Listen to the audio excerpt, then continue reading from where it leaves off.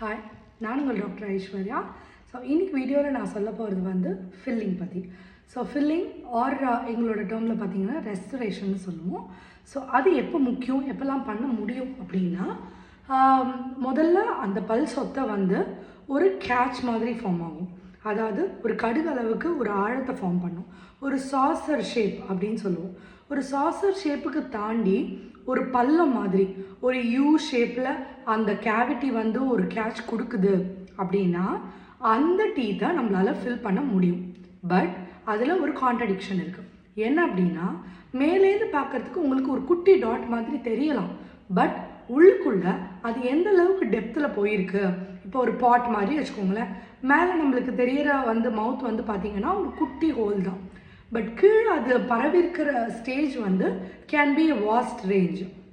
So அந்த மாதிரி ஒரு சொத்து மேலேருந்து பார்க்குறதுக்கு சின்னதாக இருந்தாலும் உள்ளுக்குள்ளே அது எந்த அளவுக்கு பரவிருக்குன்றதை பொறுத்து தான் எங்களால் வந்து ஃபில்லிங் பண்ண முடியும்.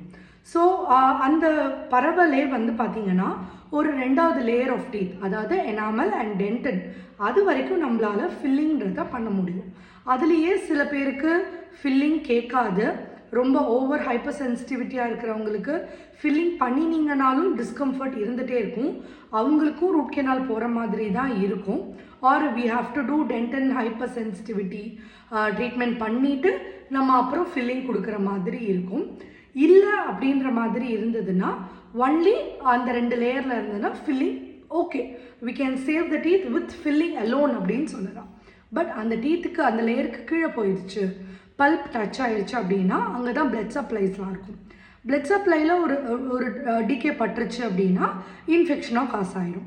ஸோ அந்த இன்ஃபெக்ஷன் டீப் டவுன் சீக்கிரம் பரவிடும் ஒரு பிளட் சர்க்குலேஷனில் இருக்கும்போது. அப்போ தான் உங்களுக்கு பர்ஸ் ஃபார்மேஷன், ஆப்சஸ் வர்றது, அதாவது கட்டி வர்றது, சீல் கோக்கிறது அதெல்லாம் வரும். ஸோ ஒன்ஸ் அந்த சீல் கோக்கிறது கட்டி வர்றதெல்லாம் ஆயிடுச்சுன்னா ரூட் கெனால் தான் பண்ணணும். அது வரைக்கும் நம்மளால் ஃபில்லிங் பண்ண முடியும். ஸோ இன்றைக்கி இது இன்ஃபர்மேஷன் உங்களுக்கு ஹெல்ப்ஃபுல்லாக இருக்கும்னு நினைக்கிறேன்.